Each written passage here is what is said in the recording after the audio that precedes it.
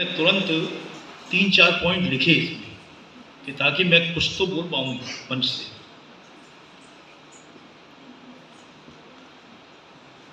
जो बच्चों के बीच में जो गांधी जी जिस तरह से के बारे में आप और गांधी के स्वराज के बारे में आप लोग बात कर रहे थे, आप सब लोगों ने कुछ न कुछ गांधी के स्वराज को पकड़ा। लेकिन गांधी का स्वराज जैसा कि अभी कहा गया कि वो अच्छा हाँ, जो निर्णायक मंडल से एक सज्जन इतना कुछ बोल दिए कि अब मतलब कॉम्प्लेक्स होने लगता है कि आप बोले क्या मंच से, क्योंकि वो इतना बोल चुके हैं। तो मैं केवल ये कहूँगा कि वो स्वराज को, जब गांधी के स्वराज को आप पढ़ेंगे तब आपको लगेगा वो इतना कितना व्यापक है। और ये बात सही है कि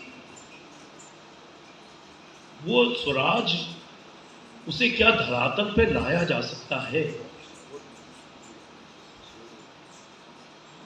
तो गांधी को का जो स्वराज है, गांधी अपने जो भी बात कहते हैं, सब लोग कहते हैं गांधी आदर्शवादी है।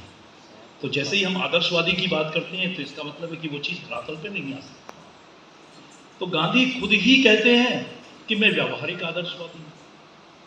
मतलब मेरा आदर्शवाद अगर वो व्यवहार में नहीं लाया जा सकता है तो गांधी उस बात को नहीं कहते।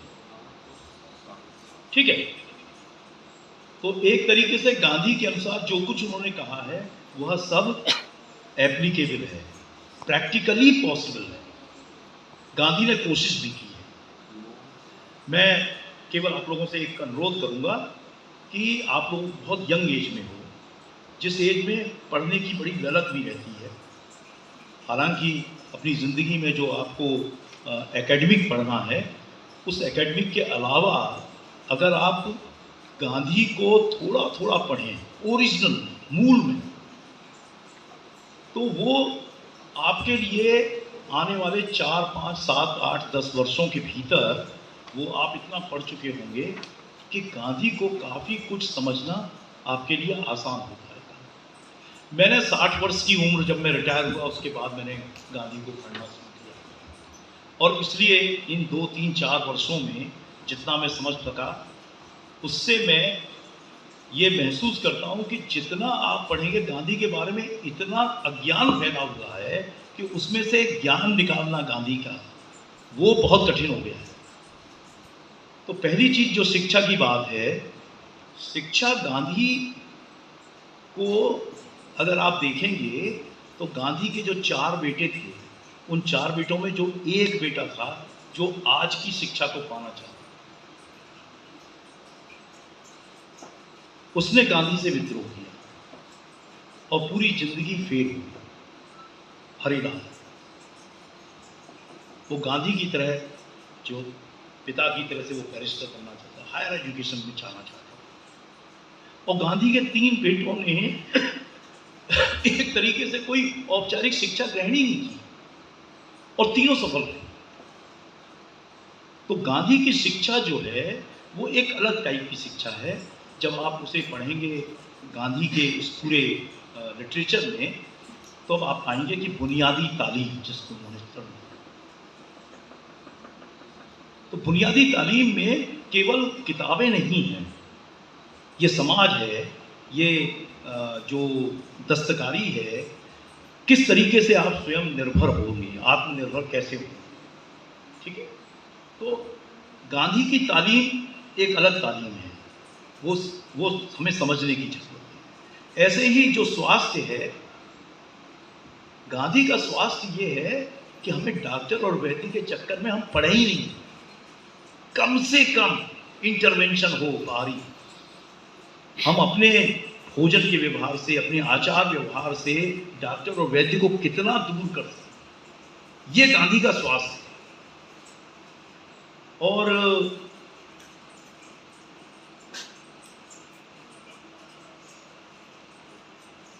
ग्राम स्वराज में जो आप लोगों ने सभी ने बात की, निर्णय की, वो बहुत आप लोग बिल्कुल एकदम पास में थे गांधी के, कि निर्णय जो है वो थोपा नहीं जा सकता, चाहे व्यक्ति पर चाहे समाज पर। मैं गांधी को पिछले 4 साल से पढ़ रहा हूँ गांधी ने एक जगह अपने को डिक्टेटर कहा, खुद ही डिक्टेटर। कुछ जगहों पर गांधी को लोगों ने डिक्टेटर कहा, लेकिन गांधी ने अपने बच्चों तक को ये कहा है कि मैं ऐसा चाहता हूं, फिर बाकी जो तुम्हारी मर्जी वो करो। वो कहीं पर भी किसी को फोर्स नहीं करते हैं कि मेरी बात को ही माना जाए। तो जो निर्णय की प्रक्रिया है वो लोकतांत्रिक जो है, आप लोग सही पकड़े हुए थे। और दो चीजें और मैं इसमें ऐड करके खत्म करूंगा, 2 मिनट से ज्यादा नहीं दूंगा। एक, जो योजनाएं, जबकि हम कहते हैं ना कि ग्राम स्वराज कितना पास कितना दूर, तो हम सारी योजनाओं की बात करते हैं, और उस योजनाओं में विशेष रूप से अभी एक बच्ची ने बात की थी, तो किसानों अलग अलग बात की। तो गांधी किसी भी स्थिति में फ्री बीज के खिलाफ थे, मुफ्त की व्यवस्था के खिलाफ थे। गांधी चाहते ही नहीं थे कि किसी को कोई चीज ऐसे ही दे दी। गांधी श्रम की महत्ता को महसूस किया।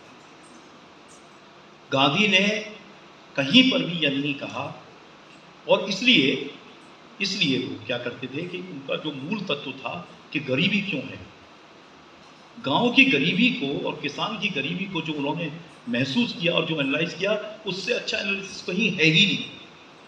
वो कहते हैं कि किसान जो है गांव का, वो साल में इतने दिन खाली है, से 200-250 दिन तो वो खाली पड़ा बैठा। तो 200-250 दिन अगर वो खाली है, अनुत्पादक है पूरी तरह से, तो उसे तो गरीब रहना ही है। उस जमाने में, आज से 100-125 साल पहले, उन्होंने वो मॉडल निकाला जिसमें उन्होंने कहा कि जब खाली है गांव में किसान, उसकी बहू बेटियां खाली हैं, उसके बुजुर्ग खाली हैं, उस खाली समय में अगर वो तकली से, चरखे से अगर वो सूत काट रहा है, और उससे अगर उसे 2 पैसा प्रतिदिन भी मिल रहा है, तो वो उसकी अतिरिक्त आय है। वो उसकी गरीबी को कम करने का सबसे इफेक्टिव और सबसे स्वावलंबी तरीका है, सरकार के हस्तक्षेप के बिना। और इसी में जो, मतलब मैं आधुनिक अर्थव्यवस्था की बात करूंगा, कि जो गांधी का स्वराज या गांधी का जो गांव है, वो वास्तव में क्लोज्ड अर्थव्यवस्था की बात है। क्लोज्ड अर्थव्यवस्था मतलब गांव की पूंजी गांव में, गांव का पैसा गांव में, गांव का श्रम गांव में, और इस तरीके से जो बाहरी कैपिटलिज्म है उससे उसे मुक्त करने की कोशिश करता है। लेकिन साथ में वो कितना व्यावहारिक है, वो व्यावहारिक गांधी का जो पक्ष है, वो उससे महसूस करने की जरूरत है कि जब गांधी ने स्वदेशी आंदोलन किया, तो उस स्वदेशी आंदोलन में उन्होंने कहा कि स्वदेशी वस्त्रों को आग जलाई गई, सब कुछ किया गया, तो अल्टीमेटली किसका बहिष्कार किया जाए? तो गांधी ने कहा कि हम उस विदेशी वस्तु का बहिष्कार करेंगे जिसका उत्पादन हम कर नहीं सकते, जिसका हम उत्पादन देश में कर सकते हैं, गांव में कर सकते हैं, उसका तो हम बहिष्कार करेंगे। लेकिन जिसका हम उत्पादन ही नहीं कर पा रहे हैं अभी, उसका बहिष्कार करने की कोई जरूरत नहीं है। ये गांधी का व्यावहारिक पक्ष है। तो गांधी का जो आदर्शवाद है, गांधी का स्वराज है, वो व्यावहारिक है। मैं केवल आप लोगों से एक कहूँगा कि गांधी का जो संपूर्ण वाङ्मय है, जो अवेलेबल है, उपलब्ध है, वो लगभग 100 वॉल्यूम्स में है। 100 वॉल्यूम्स का मतलब हो गया लगभग 50,000 से ज़्यादा प्रश्न। 50,000 से ज़्यादा प्रश्न में से मेरा मानना यह है कि 25-30 हज़ार प्रश्न ऐसे हैं जो सामान्य पत्राचार या ऐसी चीज़ें, लेकिन 15,000 प्रश्न ऐसे हैं जिनसे आप गांधी को समझ पाए। और अगर आपने गांधी को समझ पा लिया, तो जैसा कि निर्णायक मंडल से ये कहा गया, आप गांव की समस्या नहीं, आप प्रदेश की समस्या नहीं, आप देश की समस्या नहीं, आप विश्व की समस्याओं का हल भी तलाश करें। शुक्रिया आप लोगों ने मुझे